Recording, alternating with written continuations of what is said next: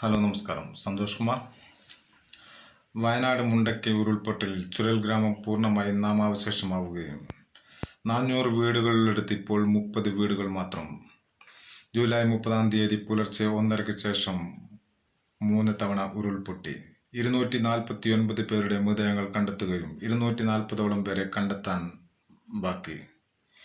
38 kilometre ദൂരം വരെ ഛിന്ന ഭിന്നമായി ചാലിയാർ പുഴ വഴി നിലമ്പൂർ മലപ്പുറം ഭാഗത്തെത്തിയത് 121 മൃതദേഹങ്ങൾ. തൻ്റെ കുടുംബത്തിലെ 45 അംഗങ്ങളെ കാത്ത് ആശുപത്രിയിൽ പുത്തൂർ അബു. ശവസംസ്കാര ചടങ്ങുകൾ ജുമാ മസ്ജിദ് ഖബർസ്ഥാനിലും മേപ്പാടി ശ്മശാനത്തിൽ പ്രത്യേകമായി സജ്ജീകരിച്ച പന്തലിലും സെമിത്തേരിയിലും. സംസ്ഥാനത്തിൻ്റെ വിവിധ ഭാഗങ്ങളിൽ നിന്നെത്തിയവർ സംസ്കാര ചടങ്ങുകളുടെ സഹായത്തിനായി. കരസേനയുടെ 225 അംഗങ്ങൾ.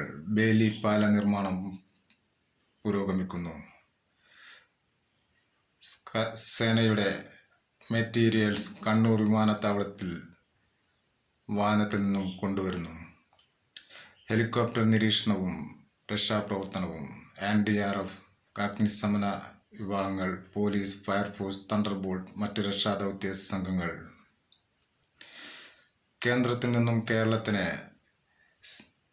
അപായ സിഗ്നൽ നൽകിയിരുന്നുവെന്നും കേരളത്തിൽ 115-204 മില്ലിമീറ്റർ മഴയെ ലഭിക്കുമെന്നും റെഡ് സിഗ്നൽ ലഭിച്ചിരുന്നില്ലെന്നും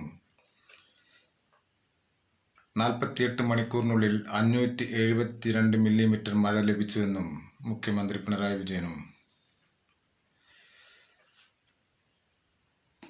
സർക്കാരിൻ്റെ ദുരിതാശ്വാസ നിധിയിലേക്ക് സഹായങ്ങൾ നൽകണമെന്ന് അഭ്യർത്ഥനയുമായി. വെള്ളവും വസ്ത്രവും ഭക്ഷണവും ലഭ്യമാക്കണമെന്ന് കലക്ടറും.